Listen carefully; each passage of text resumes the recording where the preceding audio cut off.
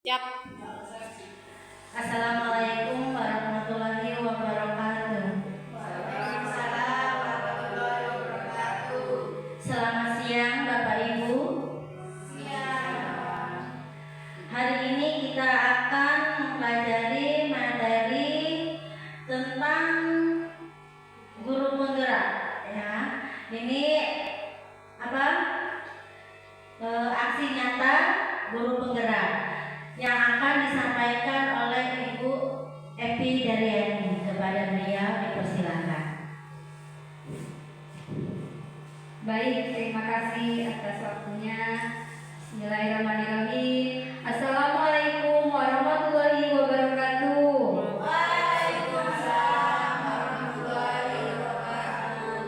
Selamat siang menjelang sore Bapak Ibu semuanya. Bagaimana kabarnya hari ini? Sehat semua ya? Luar biasa. Oke, kita harus semangat ya. Slogannya UPTS dan Kosong Studi itu tanya gimana Kak? Apa kabar? Jawabnya luar biasa ya. Kalau saya tanya apa kabar? Jawabnya luar biasa gitu ya. Oke. Apa kabar Bapak Ibu hebat semuanya? Luar biasa. Oke, masih semangat ya.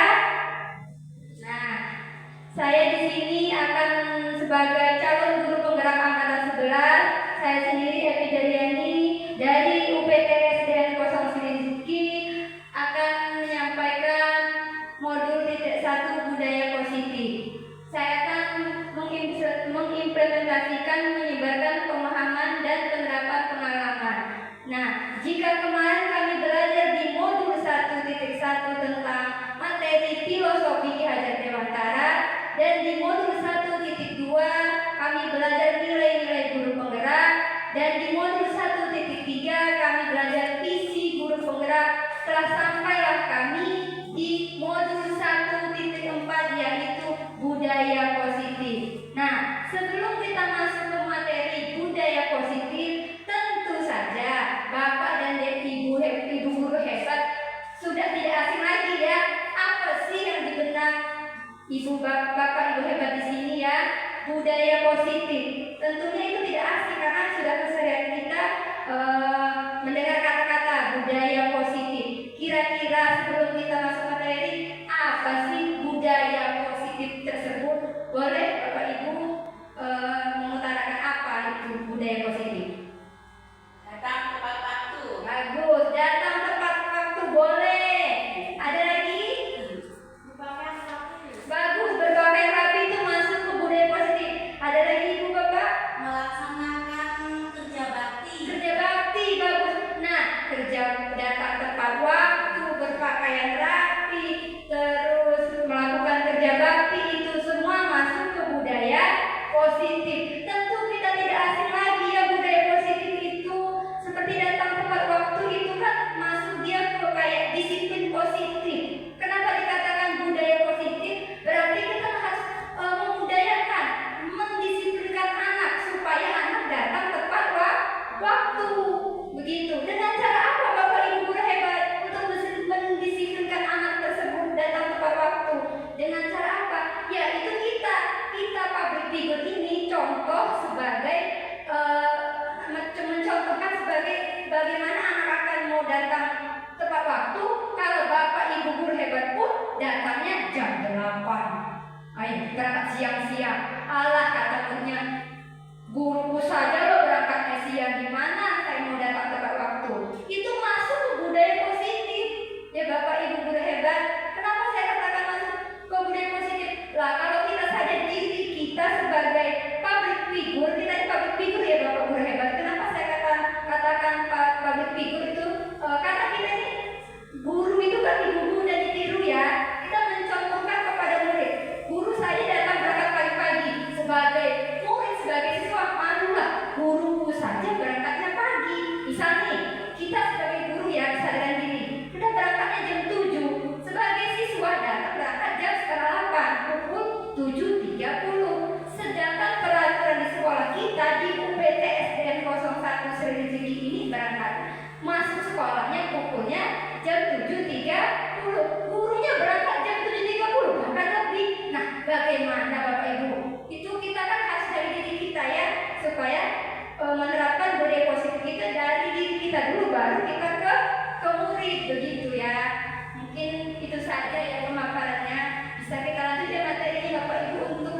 waktu. Nah, di sini ada konsep inti dari budaya positif. Itu yang pertama, perubahan paradigma belajar. Perubahan paradigma belajar itu masuk ke budaya positif. Dan selanjutnya disiplin positif yang saya katakan tadi ya Bapak Ibu ya, yang disiplin positif. Yang ketiga, nilai-nilai kebajikan. Yang keempat, kebutuhan dasar manusia. Nanti saya akan jelaskan satu persatu materi dari konsep inti ini. Yang keempat, yang kelima, motivasi perilaku manusia. Dan yang keenam ada posisi kontrol guru. Pasti Bapak Ibu, apa sih posisi kontrol guru itu apa ya di benaknya ya? Dan selanjutnya keyakinan kelas. Dan yang terakhir yang paling sangat akan kita bahas itu segitiga restitusi yang kita sering alami setiap hari di sekolah ya. Baik, kita akan lanjut ke materi selanjutnya. Nah, tentu kalau Bapak Ibu guru hebat tidak asing lagi dengan yang namanya pembelajaran dengan paradigma baru, profil pelajar Pancasila ya kan? Apa saja kira-kira Bapak Ibu profil pelajar Pancasila itu yang pertama apa saja coba? Ketuhanan Maha Esa. Yang kedua, beriman berkebinekaan global. Yang ketiga, apa? Yang ketiga nggak kelihatan dulu ya. Kreatif, mandiri, terus bergotong royong, bernalar, kritis. Tentu Bapak Ibu tidak asing lagi dari profil pelajar Pancasila karena kita sudah menggunakannya. Apalagi yang pertama, ketuhanan yang Maha Esa. Yang kedua, berkebinekaan global. Yang ketiga, bergotong royong, mandiri, bernalar kritis dan kreatif. Berketuhanan yang Maha Esa itu seperti jujur, itu masuk ke ketuhanan yang Maha Esa. Lalu berkebinekaan global berarti tidak membeda-bedakan suku, ras, agama, ya kan? Berarti kita berkebinekaan global. Global itu mencakup keseluruhannya. Yang ketiga, bergotong royong. Bergotong royong itu tentu tidak asing lagi ya. Seperti yang Ibu Henti tadi katakan, kerja bakti masuk ke dalam gotong royong ya. Itu sudah tidak asing lagi. Bernalar kritis itu apa? Tidak perlu contoh. Nih, bernalar kritis ini. Guru dia tidak perlu ditunjuk nih. Dalam disiplin tadi, disiplin positif. Ada kotak sampah posisinya tertidur, hasilnya berdiri kotak sampah tersebut.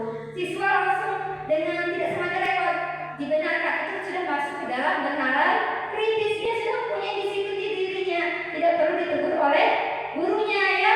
Dan yang terakhir, kreatif. Kreatif tentu seperti di kelas kita ini ya. Kreatif itu, oh iya, ada sampah daur ulang, kita buat apa ya? Kita buat biasa di kelas. Itu termasuk kreatif. Jadi semua itu mencakup di profil pelajar Pancasila. Ada 5 profil pelajar Pancasila. Nah, itu pembelajaran dengan paradigma baru merupakan pembelajaran yang dirancang berdasarkan prinsip pembelajaran berdeferensi. Berdeferensi itu yaitu pembelajaran yang berpihak kepada murid, yang berwujudan kepada murid, sehingga para peserta didik belajar sesuai kebutuhannya berdasarkan tahap perkembangan sebagai teori psikologi modern untuk mewujudkan profil pelajar Pancasila.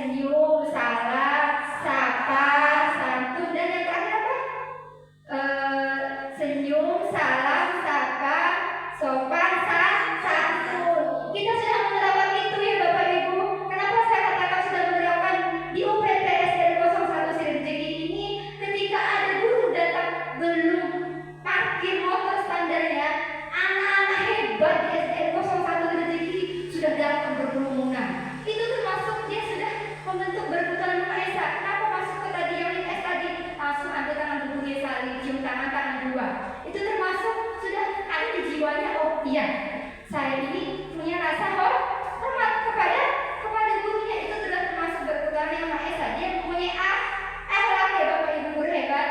Yang kedua, kita juga di UPT SD 01 Rezeki ini sudah masuk berkebinekaan global.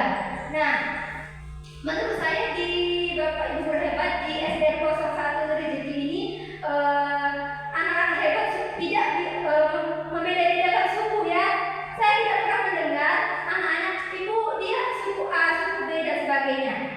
Semuanya berteman layaknya tidak membeda-bedakan suku, agama, dia agama ini, agama maaf misalnya agama selain agama Muslim ya Bapak Ibu atau agama yang lain. Dia tidak membedakan, itu termasuk sudah di sekolah kita sudah masuk di Bapak Ibu berkebinekaan global tersebut ya. Nah, yang ketiga tadi bergotong royong tadi ya berarti ya kita sudah setiap hari Jumat sudah melakukan bergotong royong, sudah setiap hari ya kita tanpa harus ditunjuk, tanpa diberitahu anak sudah menjalankan membersihkan lingkungan sekolah baik di kelas maupun di lingkungan sekolah. Dan mandiri itu apa tadi Bapak Ibu? Contohnya banyak mandiri itu ya. Misalnya oh ya ada sampah berserakan diambil, nyapu bersih. Mandiri masuk juga ke dalam piket itu kan mandiri, dia punya tanggung jawab itu tadi. Ibu gurunya mendatang kelasnya sudah bersih, itu termasuk mandiri. Begitu ya Bapak Ibu. Di sekolah kita sudah menerapkan ya mandiri ya. Dan selanjutnya kreatif anak kita kreatif ya Bapak Ibu. Banyak. Nah seperti kelas kita ini daur ulang sampah dibuat, membuat hias sekolah banyak ya Bapak Ibu. Dan yang terakhir bernalar kritis. Semua profil pelajar Pancasila di sekolah sudah mencakup semua ini Bapak Ibu ya. Dan akan tetap kita lestarikan, tetap kita budayakan. Selanjutnya, nah, dengan melihat gambar ini, gambar karikatur seorang anak di depan dan anak di belakang mengunci punggung seorang anak di depan, tentu saja apa ya yang terbesit di benak Bapak Ibu? Kenapa kok ada seorang anak di depan, di belakang jadi kunci punggungnya? Apa dari makna dari karikatur tersebut ya? Kita lihat miskonspensasi tentang teori kontrol, ilustrasi guru mengontrol murid. Nah, yang kedua ilustrasi bahwa kritik dan membuat rasa bersalah mampu menguatkan karakter. Ilustrasi bahwa semua penguatan positif efektif dan bermanfaat. Dan yang terakhir ilustrasi bahwa orang dewasa berhak bermakna. Nah, dari ilustrasi tersebut kita sudah lihat di depan ini yang di punggung yang di depan anak di depan itu seperti guru, dan yang di belakang tersebut adalah siswanya, muridnya mengontrol emosi. Kita sebagai guru tentu apalagi di kelas 3 ayat guru kelas saya sendiri ya, anaknya luar biasa. Jadi kita pasti setiap hari mengontrol emosi kita. Kita sebagai guru tidaklah mungkin akan melakukan kriminalitas terhadap anak ya Bapak Ibu guru hebat. Nah, sebagai guru kita harus mengontrol emosi setiap hari, bahkan tadinya kita akan membentak anak tidak jadi membentak karena itu tidak dibenarkan. Anak jadi mentalnya apa? Dengan kita membentak belum tentu anak itu nurut, justru malah melawan. Kita suruh apa dia begitu, kita lembutin. Jadi kita hanya bisa mengontrol. Namanya posisi kontrol guru. Nah, kita lanjut next ya. Selanjutnya mengubah paradigma stimulus respon ke pendekatan teori kontrol. Di sini ada stimulus respon dan teori kontrol. Kelihatan Bapak Ibu ya? Nah, di sini saya akan bacakan reaksi kebutuhan kita sama. Ternyata di teori kontrol itu adalah kebutuhan kita berbeda. Kita masuk ke ini Bapak Ibu. Kita masuk di teori kontrol. Kalau di stimulus respon, reaksi kita, kebutuhan kita sama. Ternyata di posisi teori kontrol kita berbeda ya. Selanjutnya semua orang melihat yang sama. Ternyata di teori kontrol setiap orang memiliki gambaran berbeda. Berbeda-beda ya ternyata ya. Yang selanjutnya kita mencoba mengubah orang agar berpandangan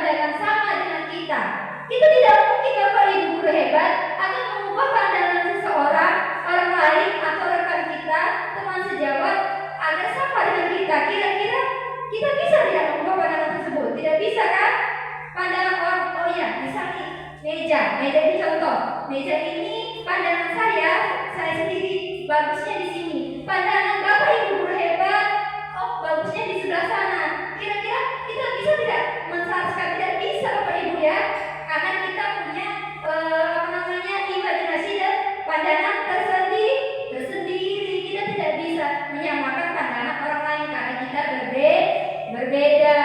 Selanjutnya, perilaku buruk dilihat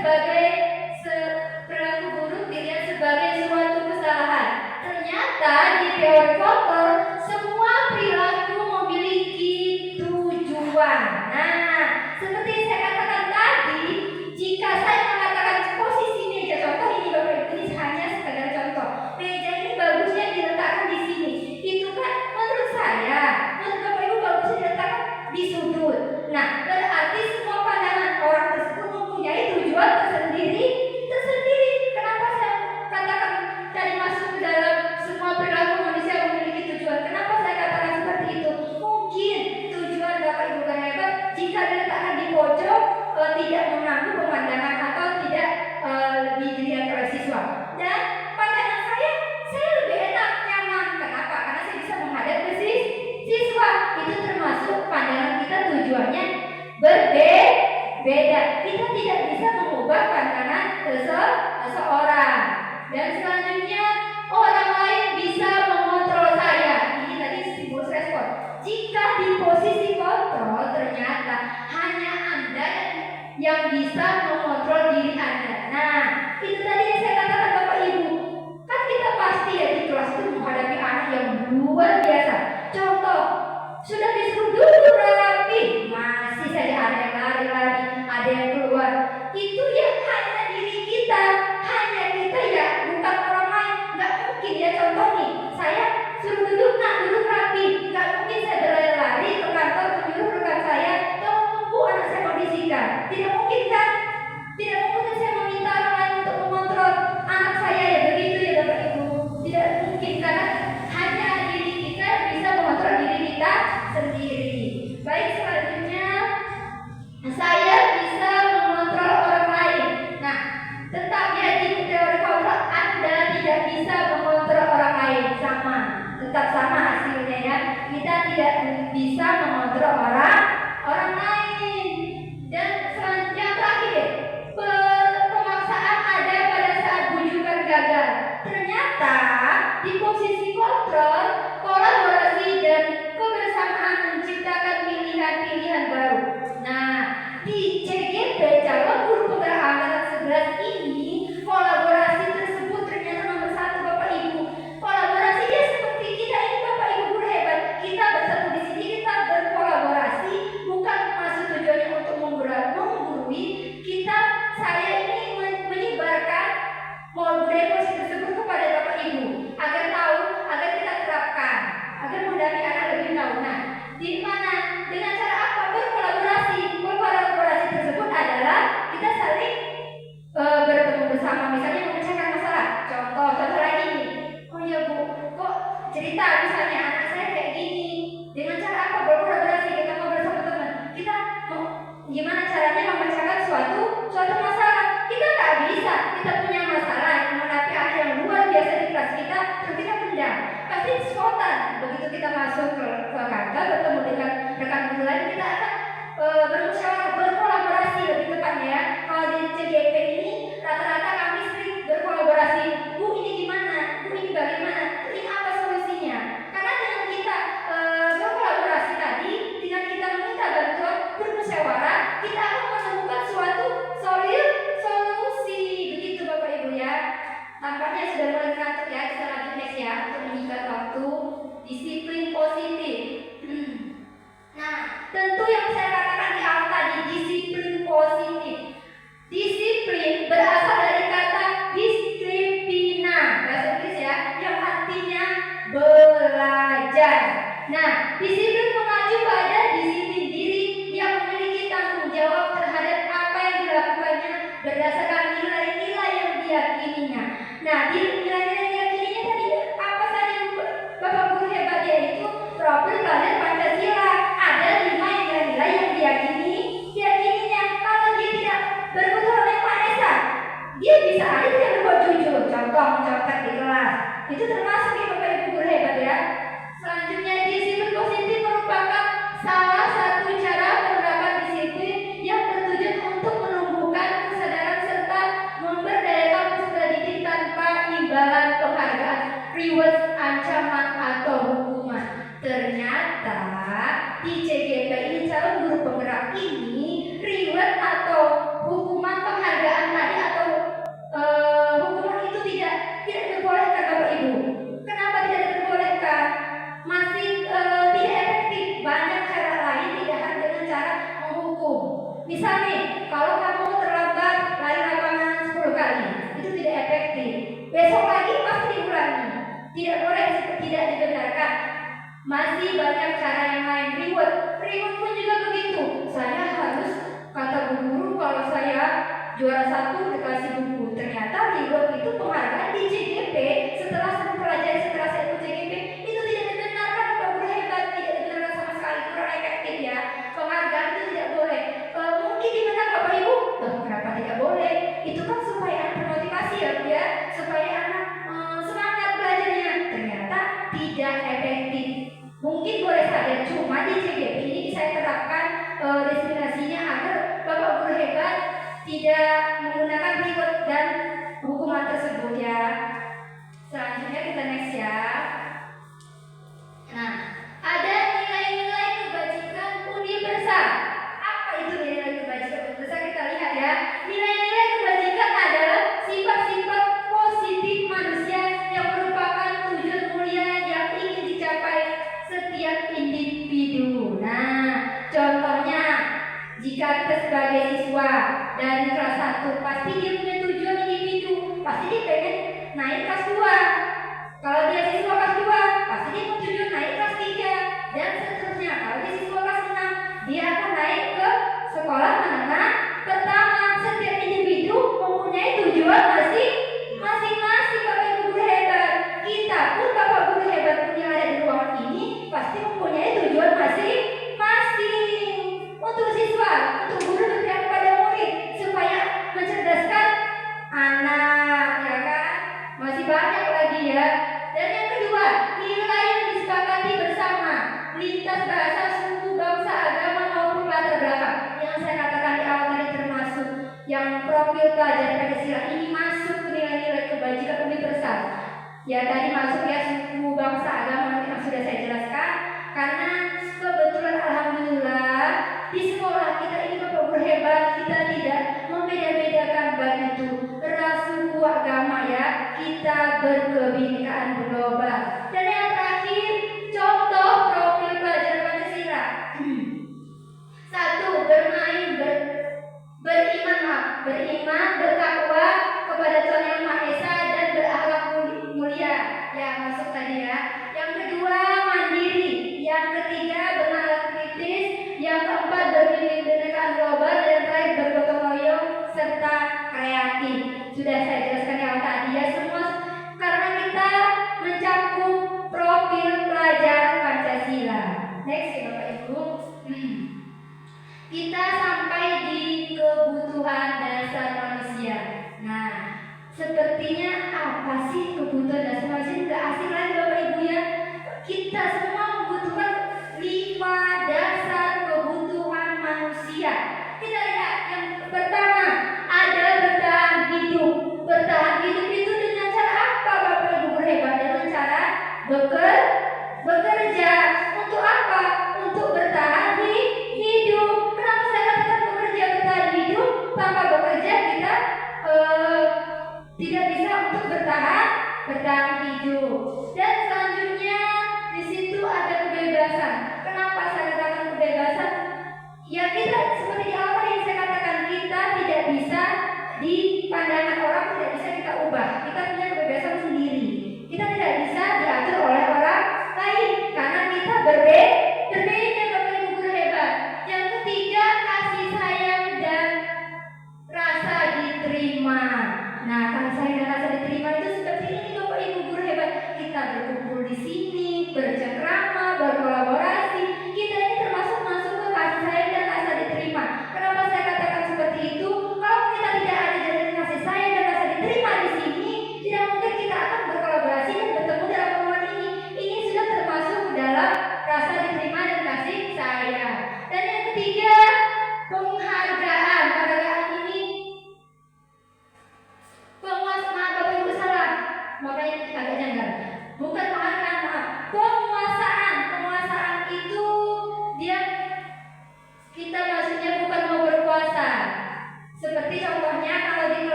Begitu Bapak Ibu ya. Next yang terakhir, kesenangan. Nah, kesenangan itu tadi, anak itu kita tidak bisa menuntut harus belajar terpaku, datang guru dan langsung buka bukunya nak kita tulis. Belum tentu karena anak itu moodnya beda. Buku nulis terus padahal baru mau dimulai ya kan. Begitu kan biasa kita mahasiswa, kesenangan itu dia mau kesenangan seperti apa? Dia belajar sambil bermain, boleh di luar ruangan, boleh sambil bernyanyi, berhitung. Nah, kalau kita belajar sambil bermain kan tidak harus terpaku, tidak harus monoton. Duduk, datang, buka buku, tulis. Itu tidak efektif Bapak Ibu ya. Masih banyak cara-cara lain untuk membuat anak senang dalam belajar. Next ya. 3 motivasi perilaku manusia. Yang pertama kita lihat untuk menghindari ketidaknyamanan atau hukuman. Nah, yang seperti yang saya katakan tadi, kita tidak efektif bahwa hukuman itu tidak efektif, tidak dibenarkan, tidak dibolehkan. Karena dengan hukuman anak tidak akan jerah, anak akan mengulangnya kembali dan terus mengulangi perbuatan yang telah dia lakukan. Yang kedua, untuk mendapatkan imbalan atau penghargaan dari orang lain. Contoh nih, nah kamu bantu ibu ya, nanti aku kasih uang. Itu tidak efektif sama sekali Bapak Ibu guru hebat ya. Kan Bu beli es ya, itu tidak efektif Bapak guru hebat. Kenapa saya katakan? Oh dia mau melakukan sesuatu hal, mau membantu, mau menolong, mau mengerjakan, tetapi harus diiming-imingi suatu penghargaan, suatu reward atau tadi imbalan. Saya loh dikasih guru ini. Nah, jadi anak itu tidak termotivasi. Dia tidak ada, tidak makanya budaya positif tersebut. Dia membantu tidak tadi profil pada sila berketurunan yang Maha Esa. Dia tidak membantu dengan ikhlas. Oh iya, saya bantu dengan ikhlas dengan kewajiban dia sebagai anak. Begitu Bapak Ibu guru hebat ya. Selanjutnya yang ketiga, untuk menjadi orang yang mereka inginkan dan menghargai diri sendiri dengan nilai-nilai yang mereka percaya. Nah, dengan menginginkan mereka menghargai diri sendiri. Nah, dengan itu apa tadi? Tidak perlu harus mendapatkan misalnya nih dia peringkat 1, tidak harus dibeliin suatu penghargaan karena dia mempunyai nilai-nilai tersendiri. Next Bapak Ibu. Nah, kita sudah sampai di hukuman konsekuensi. Tentu Bapak Ibu, kalau hukuman sudah tidak asing lagi Bapak Ibu guru hebat ya. Konsekuensi apa sih? Restitusi apa sih? Nah, saya rasa Bapak Ibu guru sudah melakukan ini semua, namun belum mengetahui tahapan-tahapan apa itu hukuman, apa itu konsekuensi, apa itu restitusi. Nah, yang pertama hukuman. Hukuman itu tidak terencana atau tiba. Kenapa saya katakan tidak terencana? Nah, misalnya hari ini ada siswa yang terlambat, kamu lari lapangan 10 kali, itu tidak terencana karena dia spontan karena dia terlambat. Itu guru hebat, langsung kita kasih suatu hukuman suruh lari lapangan, berarti itu termasuk tidak terencana. Tiba-tiba Bapak guru hebat. Kira-kira Bapak guru hebat pernah tidak melakukan hal tersebut? Pernah ya? Saya yakin pasti pernah Bapak guru hebat ya. Tapi kalau di sekolah kita, saya yakin juga tidak ada. Di daerah sekolah lain aja ya kan. Saya rasa di UPTS seperti ini guru-guru Bapak guru hebat hebat tidak pernah melakukan hal tersebut Bapak guru hebat ya. Yang kedua, murid tidak tahu apa yang terjadi atau tidak dilibatkan. Nah, hukuman ini dia tidak tahu ya. Yang selanjutnya bersifat satu arah tadi yang dihukumkan yang melakukan kesalahan berarti satu arah, satu tujuan. Yang terakhir berupa hukuman fisik atau psikis. Nah, lari lapangan termasuk sudah fisik ya, karena badannya yang disuruh lari begitu. Kita lihat yang konsekuensi. Apa sih konsekuensi tersebut? Dia terencana atau disepakati sesuai peraturan. Dan yang kedua, murid tetap dibuat tidak nyaman. Yang ketiga, sikap guru selalu memonitor murid. Terencana, disepakati sesuai peraturan. Nanti kita akan bahas yang namanya keyakinan kelas. Konsekuensi tadi dia masuk gini. Jika ada dia punya keyakinan kelasnya ini, misalnya sudah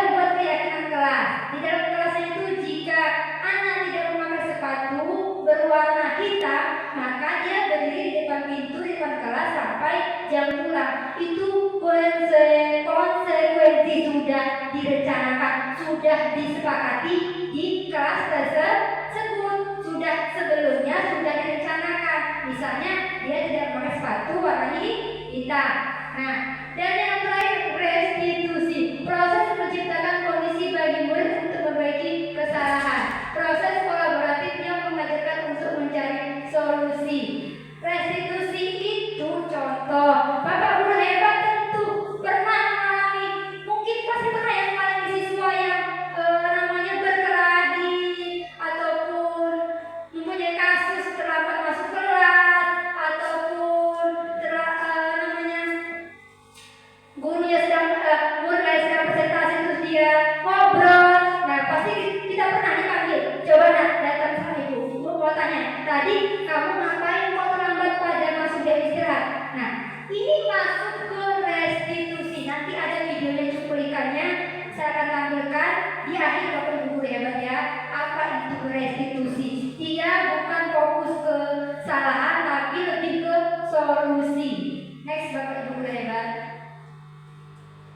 5 posisi kontrol guru. Nah, kita ini Bapak Guru hebat harus mempunyai 5 posisi kontrol guru terhadap murid, yaitu sebagai 1 penghukum, 2 pembuat rasa bersalah, 3 teman, 4 pemantau, 5 manajer.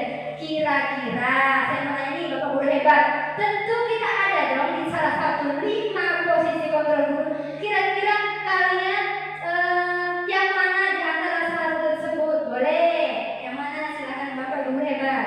Apakah seperti biasanya? Kalau saya lebih ke teman Bapak Guru hebat ya. Boleh kita mengutarakan. Kita sharing ya. Boleh apa? Kalau saya lebih ke teman Bapak Guru karena belum bisa jadi manajer. Manajer itu memimpin Bapak Guru hebat ya. Masih memimpin bukan kelas saja keseluruhannya ya Bapak Guru hebat. Mungkin Bapak Guru hebat sama ya seperti saya ya, termasuk ke teman pemantau. 2. Kenapa pemantau Bapak Guru hebat? Memantau anak supaya anak tersebut tidak berkelahi, berbuat jujur, datang tepat waktu. Kita masuk ya Bapak Ibu 2 ya, sebagai posisi kontrol guru, teman dan pemantau. Kenapa saya katakan teman Bapak Guru hebat? Karena kita ini kan mengayomi. Nah sini nak coba kamu, misalnya ada siswa contoh lagi Bapak Guru hebat. Kalau nggak ada contoh, kayaknya nggak bakal dirap ya. Contoh nih Bapak Guru hebat. Ada siswa yang nangis, kamu kenapa sayang? Kamu kenapa nak? Itu masuk Bapak Guru hebat. Dan kita sebagai teman pasti masuk nangis. Saya dipukul Bu Guru. Bisa ada contoh, ada segala contoh. Tapi saya rasa di UPTS dan Konservasi dan Tinggi ini anaknya hebat-hebat. Nggak ada ya seperti kasus tersebut ya. Kita nggak ada itu alhamdulillah ya. Di sekolah lain saja tidak bisa di sini. Alhamdulillah. Nah selanjutnya kita next ya Bapak Ibu ya untuk menyingkat waktu. Oke, nah ini contoh penerapan 5 posisi kontrol guru. Hormat pada bendera selama 1 jam. Itu masuk ke penghukum atau pembuat rasa bersalah Bapak Ibu ya.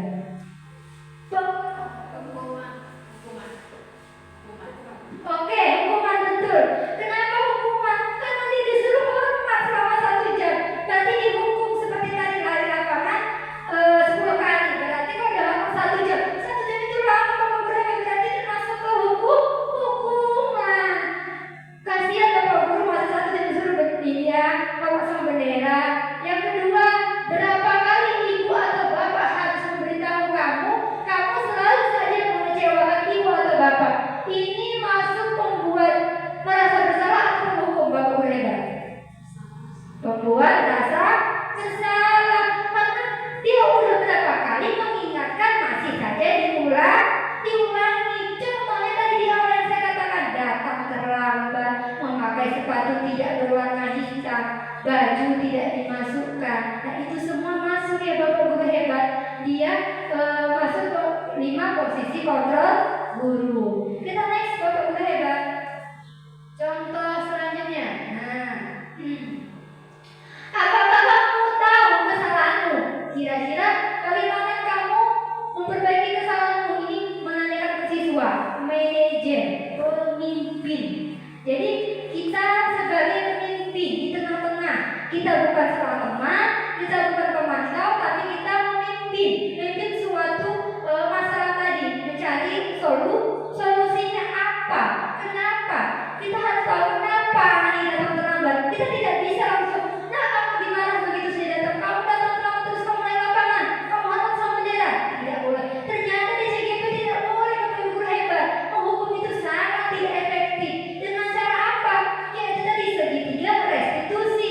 Kita mencari solusinya, tanyakan dulu kenapa. Misal saya terlambat karena saya membantu ibu dulu bu, ibu saya mau jualan misalnya ya, bisa jadi ya. Kan kita nggak tahu faktor kenapa dia terlambat. Apakah karena itu yang positif, membantu ibunya untuk membuat misalnya ibunya berjualan di kantin, dia membantu ibunya membuat makanan kue, jadi terlambat agak siang. Atau itu yang positif. Kalau negatifnya, tadi malam saya nonton TV terlalu larut buru, jadi ya begitu.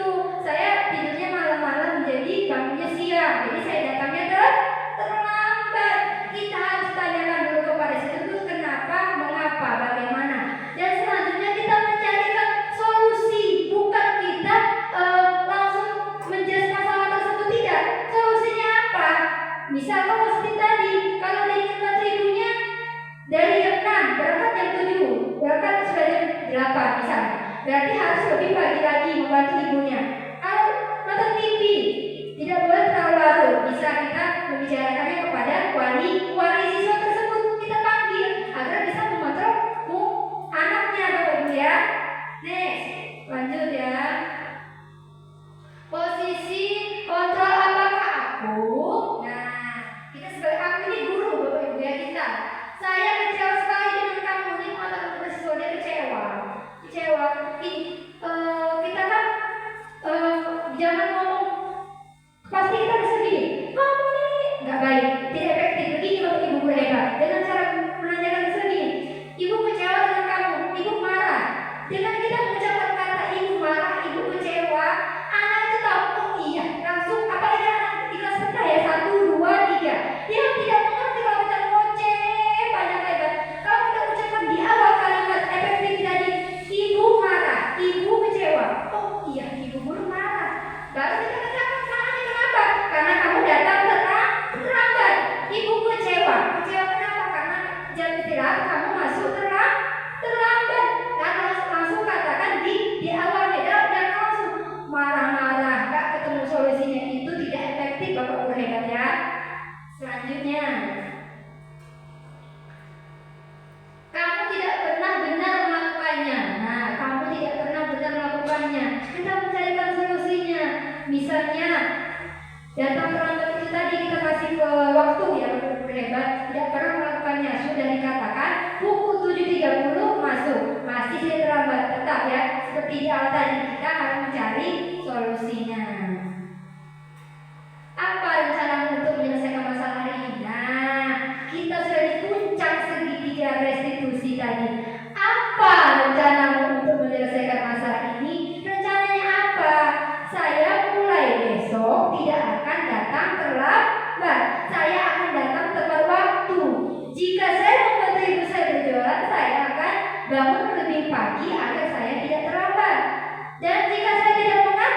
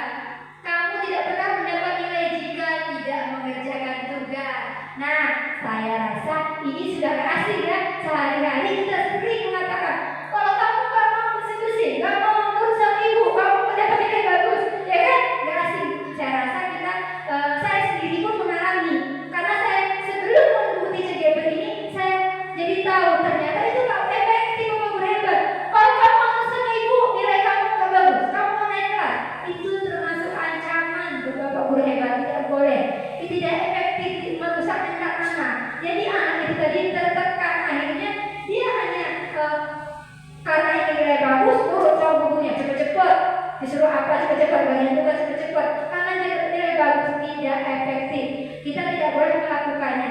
Semoga dengan adanya budaya positif, dengan saya menyebarkan budaya positif di UPTS 01 Sri Rezeki ini, kita bisa mengimplementasikannya, kita bisa menerapkannya, mencontoh mana yang efektif, mana yang tidak efektif, baik dari hukuman, konsekuensi, dan restitusi, mana yang efektif untuk kita lakukan kepada anak, agar anak tidak tertekan. Sudah di rumah dimarah ibunya, nyampe sekolah dimarah ibu gurunya, tertekan tidak bapak ibu guru kira-kira? Tertekan tidak? Iya, tertekan. Karena mental anak sudah nyampe rumah, sana beresin baju kamu, angkat jemuran dan sebagainya, dimarah-marah suruh belajar. Di sekolah sudah belajar tuntut harus suruh gurunya. Sampai rumah mati anak belum selesai, buka bukunya. Biar anak istirahat dulu, bapak guru hebat ya.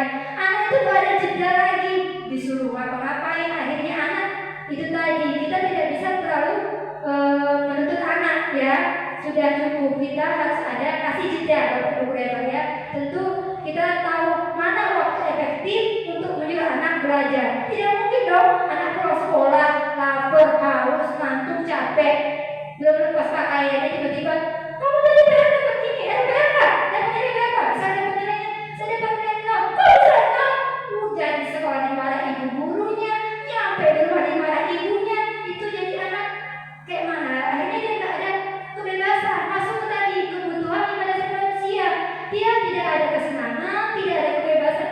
Di akhirnya anak tersebut ya udah dia selalu tertekan. Di sekolah diharuskan, di rumah diharuskan, nggak ada jeda. Begitu bapak hebat, kita harus bisa tahu moodnya anak, nggak harus monoton begitu ya, sama anak itu dituntut habis-habisan begitu ya. Next bapak ibu, ayolah lakukan demi bapak ibu. Nah ini pasti kita saya sendiri tidak asingnya.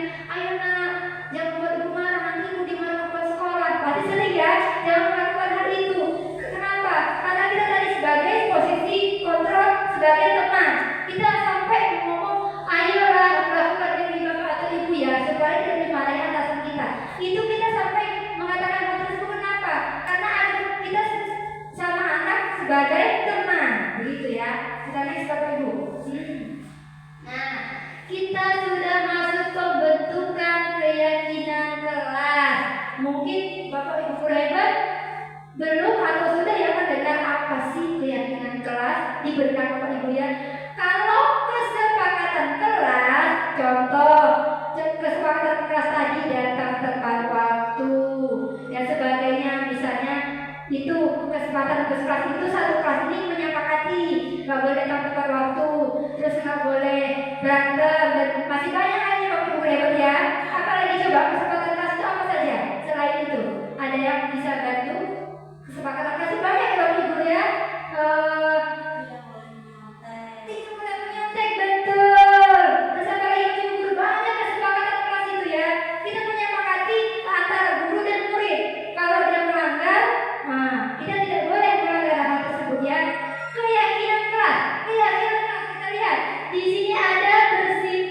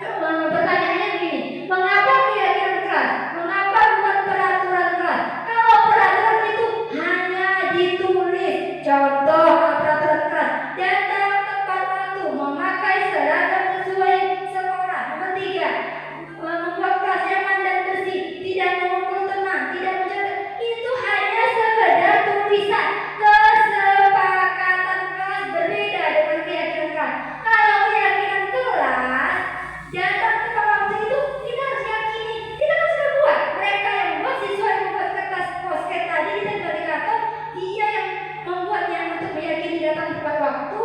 Terus kelas yang bersih, berpakaian sesuai aturan sekolah, seragam sekolah.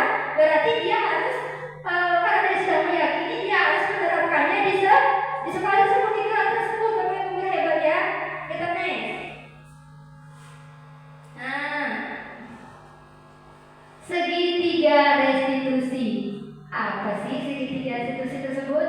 Suatu proses dialog yang dijalankan oleh guru agar dapat menghasilkan murid yang mandiri dan bertanggung jawab. Nah, itu tadi seperti yang saya katakan di awal, jika ada anak yang bermasalah, anak yang datang terlambat, masuk terlambat, tidak berseragam sesuai dengan peraturan sekolah, itu tadi masuk ke segitiga restitusi. Dia ada validasi tindakan yang salah, menstabilkan identitas dan menanyakan keyakinan kelas. Nah, apa sih menstabilkan identitas itu? Berdasarkan prinsip membuat kesalahan adalah bagian dari proses pembelajaran. Berbuat salah itu wajar. Wajar tidak boleh berbuat salah. Wajar ya. Kita semua Bapak Ibu hebat sering melakukan kesalahan. Jadi menurut saya jika anak sering datang terlambat, berkelahi, mencontek atau dan sebagainya, itu termasuk hal yang wajar karena dia hanya manusia biasa sama seperti kita. Yang kedua, tidak ada manusia yang sempurna. Nah, tidak ada manusia yang sempurna. Menurut saya itu hal yang wajar jika kita melakukan kesalahan. Ibu atau bapak juga pernah melakukan itu. Ibu atau bapak tidak mau mencari siapa yang salah. Nah, tapi ibu akan mencari solusi dari permasalahan ini. Kamu berhak merasa begitu. Karena setiap anak tadi kalau saya katakan, kita mempunyai hak sendiri, tujuan tersendiri, bahkan pandangan tersendiri. Dia ada faktornya. Kenapa tadi yang saya katakan di awal datang terlambat? Faktornya apa? Kita kan tanya dulu kenapa dia datangnya terlambat. Ternyata misalnya dia membantu ibunya berkemas-kemas bikin kue untuk jualan. Itu termasuk faktor-faktor dan faktor mendorongnya itu kenapa hal yang memicu anak tersebut datang terlambat, ya kan? Kita cari dulu titik permasalahannya, kita tanya, baru kita tentukan solusinya. Begitu. Apa solusinya ya? Begitu. Itu namanya menstabilkan identitas. Validasi tindakan yang salah. Nah, berdasarkan prinsip setiap perilaku berupaya memenuhi suatu kebutuhan tertentu. Kamu pasti punya alasan, ya kan? Yang saya katakan tadi, Bapak Ibu hebat. Mengapa melakukan begitu? Mengapa dia datang terlambat, ya kan?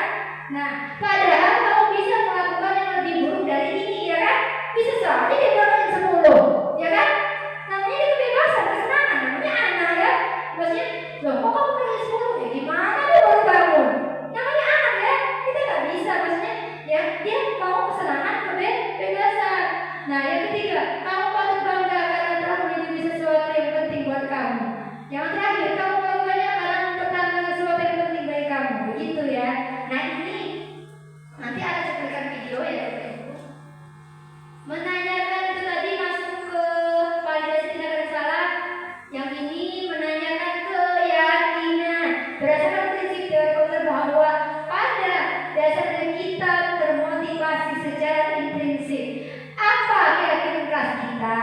Nah, ibu gurunya ini menanyakan keyakinan kelas kita di awal tadi apa? Datang tepat waktu, berpakaian seragam sesuai peraturan di sekolah. Terus apa tadi yang terakhir? Menjaga kebersihan kelas maupun di sekolah. Nilai-nilai apa yang telah disepakati bersama? Nilai apa yang disepakati bersama? Nilai kebajikan tadi, ya. Yang ketiga, seperti apa gambaran sebuah kelas yang dijamin menurut kamu? Kelas yang bekerjasama, berkolaboratif, bersih, nyaman, jujur. Nah, masuk lagi, kamu ingin menjadi orang seperti apa? Menjadi orang yang lebih baik. Ini ibu gurunya nanya ke siswa, saya akan berubah menjadi yang lebih baik. Ibu guru dia sudah punya rencana ya, Bapak guru hebat. Next. Oke, ternyata kita sudah sampai di ujung. Tapi sebelum itu saya akan menunjukkan cuplikan segitiga restitusi yang saya buat kemarin supaya Bapak Ibu bisa menerapkannya di lingkungan sekolah kita.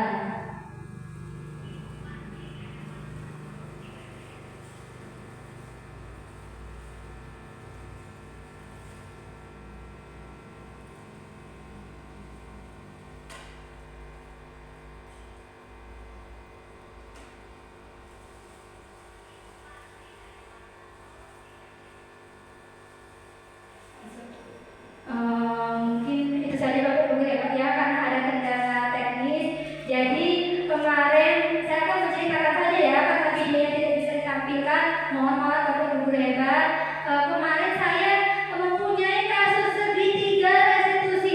Ada 2 kasus. Kasus yang pertama, saya memanggil seorang anak yang bernama Alipa. Dia ini kerap terlambat setelah masuk jam istirahat. Nah, saya panggil dia, saya mau duduk berdua. Nah, Alipa, ibu ingin tanya, kamu kenapa selalu datang terlambat? Alipa menjawab, iya bu, tadi pas istirahat saya ngobrol mainan sama temen, kejar-kejaran, saking asiknya mainan, lupa jajan, lupa ke kantin si Alipa ini. Ternyata setelah jam masuk, Alipanya malah ke kantin. Bapak Ibu kira hebat, dia beli jajan karena dia lapar, karena dia udah saking asiknya bermain, dia lupa kalau sudah jam masuk istirahat. Akhirnya Alipanya terlambat. Bapak Ibu hebat. Nah, saya tidak tertarik dia salahnya apa, saya lebih solusi. Saya tidak tertarik karena di CGP kita tidak tertarik masalahnya apa, solusinya apa.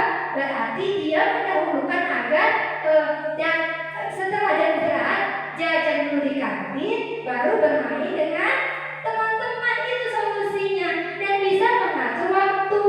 Kapan dia harus bermain, tidak harus sampai lupa waktu, karena di sekolah dia harus tahu waktu kapan bermain, kapan harus jajan, karena sebentar lagi dia akan masuk. Itu ternyata kasus yang pertama. Saya menanyakan dia, kasus apa yang sudah dibuat? Yang sudah kami buat yaitu ternyata meyakini tidak boleh datang terlambat, yang di awal tadi saya katakan Bapak Ibu hebat. Nah, begitu saya meyakini, itulah kasus yang pertama. Kita harus mencari solusi, bukan kepada masalah tersebut. Ingat ya Bapak Ibu hebat, di CGP calon guru penggerak ini kita tidak efektif menanyakan masalahnya. Kita tidak bisa langsung, nah kamu begini, tidak bisa. Kita harus mencari solusi, faktor kenapa semua dilakukan anak tersebut, baik dia berkelahi, dia datang terlambat, dia tidak jujur. Itu ada faktor. Contoh, jika anak mencontek, faktornya tadi apa Bapak Ibu hebat? Ya karena dia tidak bisa, ya kan? Dia tidak bisa, dia tidak mampu mengerjakannya. Akhirnya dengan apa? Dia mencontek, datang terlambat. Ya seperti itu, karena dia tidak bisa mengontrol waktu. Dia padahal sudah mempunyai keyakinan kelas. Nah, kasus yang kedua, ternyata saya mendapati kasus yang kedua ada 2 anak yang sedang ngobrol asik di belakang, padahal siswa lain sedang presentasi di depan. Jadi menurut Bapak Ibu guru hebat, terganggu tidak presentasi anak tersebut? Terganggu tidak? Terganggu ya? Nah, terganggu, jadi anak itu tidak fokus. Jadi akhirnya apa? Siswa yang lain tidak mendengarkan apa yang dipresentasikan. Setelah saya panggil, saya duduk berdua, masuk ke segitiga restitusi. Kamu tadi asik sekali ya Bu, lihat pas ada siswa lain presentasi, kira-kira lagi ngobrolin apa sih? Ternyata si Ebil sama Ayu lagi ngobrol berdua di kelas. Ini Bu, Ayu itu kemarin kan ikut camping, si Ebil gak ikut. Malah Ebil nanya, asik loh Bu, kemarin ngobrol. Kan bisa kan? Saya tanya, kan bisa, nanti menjelaskannya, menceritakannya setelah istirahat. Ibu, dia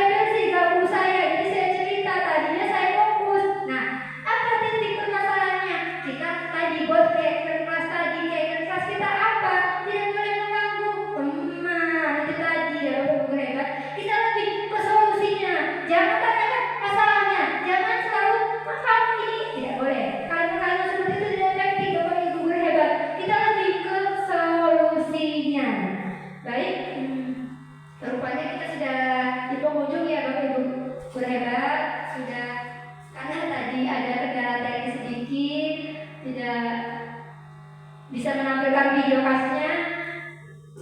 Tidak apa-apa Ibu Hebat ya, yang mungkin sudah saya jelaskan. Saya terima kasih banyak atas waktunya.